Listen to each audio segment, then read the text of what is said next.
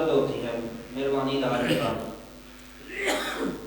یہ جتنی بہنیں ہیں وہ جب پریگننٹ ہو جاتی ہیں نا تو وہ بستر پہ آ جاتی ہیں۔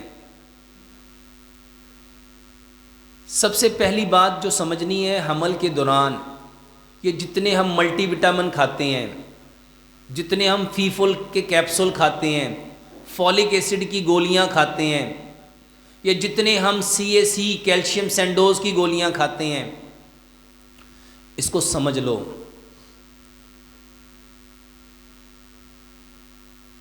جب انسان، جو خواتین ہیں وہ پریگننٹ ہوتی ہیں تو اللہ سبحانہ و تعالیٰ ان کے بدن میں ایک اور انسان کی تخلیق کرتے ہیں۔ اب یہ تخلیق کا ذمہ اللہ نے لیا ہے، اللہ نے لیا ہے نا۔ اچھا کوئی چیز اللہ کے حکم کے بغیر سے آ سکتی ہے؟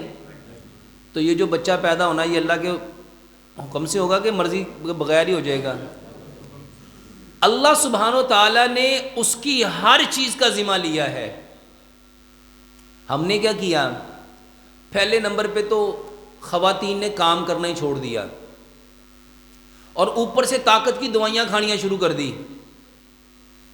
اچھا وہ طاقت کی دوائی جائے گی کہاں؟ جسم میں۔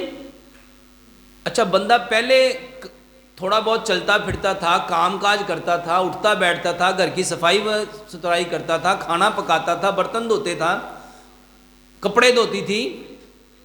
اب وہ انسان پریگننٹ ہوئی اور اس نے سارے کام، اچھا اوپر سے طاقت کی دوائیاں کھانیاں شروع کر دی۔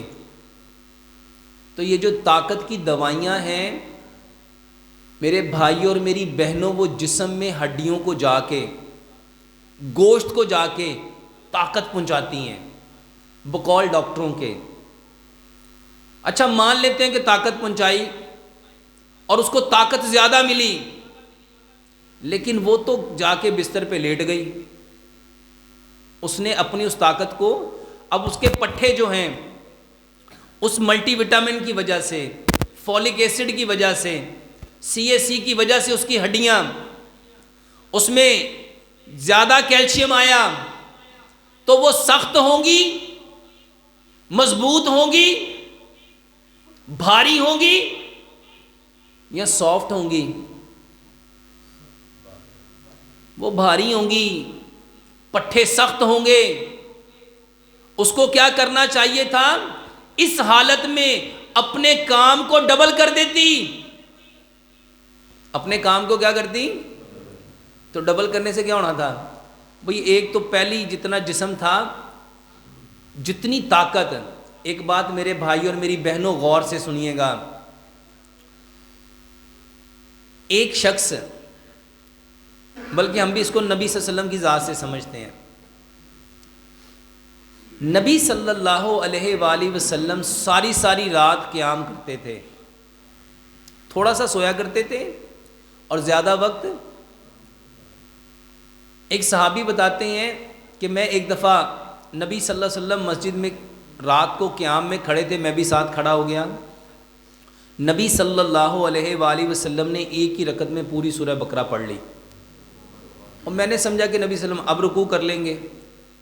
نبی صلی اللہ علیہ وسلم نے ایک دوسری سورہ شروع کر لی، میں نے کہا شاید اب ختم کریں گے تو اب رکوع کر لیں گے۔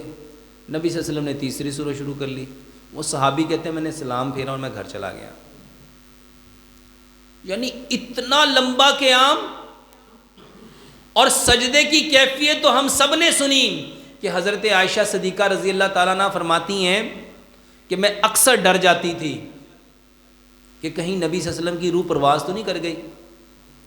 میرے بھائیوں، حمل کے، پریگنینسی کے جو درد ہے نا، اپنی بیٹیوں کو، بیویوں کو، بہنوں کو ان کو سبق دو کہ قیام لمبا کر، رکوع لمبا کر، سجدہ لمبا کر، تاکہ یہ چیزیں تیری مضبوط ہوں۔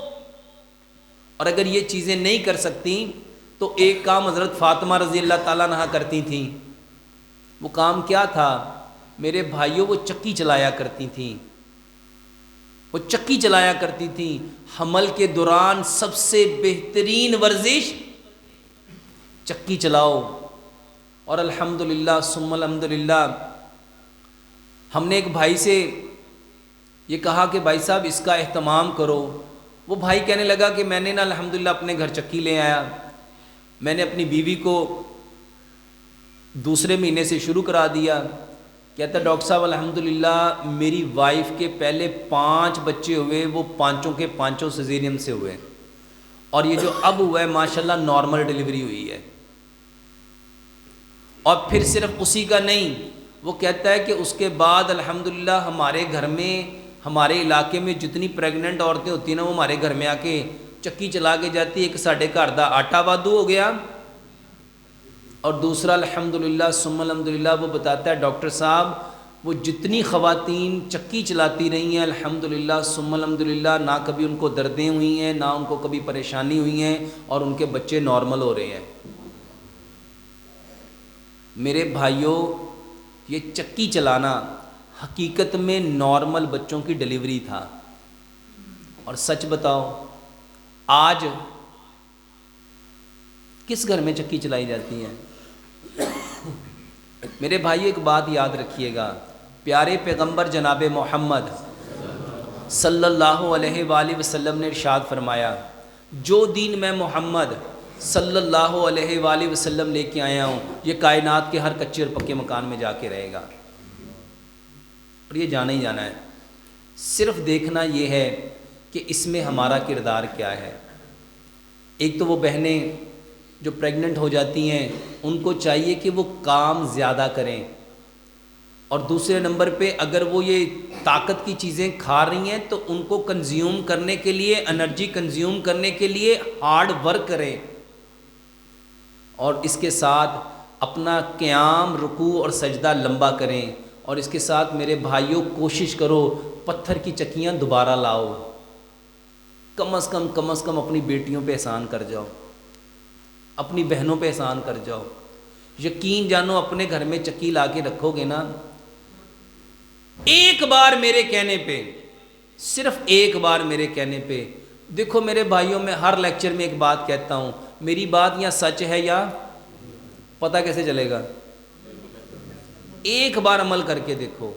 اور آج لاکھوں نہیں کروڑوں لوگ مستفید ہو رہے ہیں, کروڑوں لوگ, اور پوری دنیا میں الحمدللہ ثم الحمدللہ مجھے پوری دنیا سے کال آتی ہیں. اور گلاسکو میں ایک فیملی ہے, انہوں نے بھی مجھے بتایا, انہوں نے کہا ڈاکٹر صاحب وہ انڈین ہے, انہوں نے کہا کہ ہم نے اپنے انڈیا والے گھر میں, ہماری جو بیٹی یہاں پریگننٹ ہوتی ہے ہم اس کو انڈیا بھیجتے ہیں, ہم کہتے ہیں وہاں جا کے 3 مہینے تو نے 4 مہینے 5 مہینے چکی چلانی ہے. میرے بھائی اور میری بہنوں جو فطرت ہے, بیمار ہونا صرف فطرت کو چھوڑنا ہے. اور یہ ہمارا سارا کیا تھا, یہ چکی چلانا ہمارا کیا تھا, ہمارا کیا تھا, کلچر تھا. اور دیکھو اگر اس نیت سے نہیں چلاتے تو کم از کم اس نیت سے چلاؤ کہ حضرت فاطمہ رضی اللہ تعالیٰ عنہا کے ہاتھوں پہ گٹے بن جاتے تھے, کس کو چلا چلا کے. اور میری بہنوں اگر یہ چکی چلاؤ گی تو کم از کم حضرت فاطمہ رضی اللہ تعالیٰ عنہ کی سنتی پہ عمل کر لو گی, تو ہر لحاظ میں ہمیں کیا ملے گا, اجر ہی ملے گا. جی بھائی.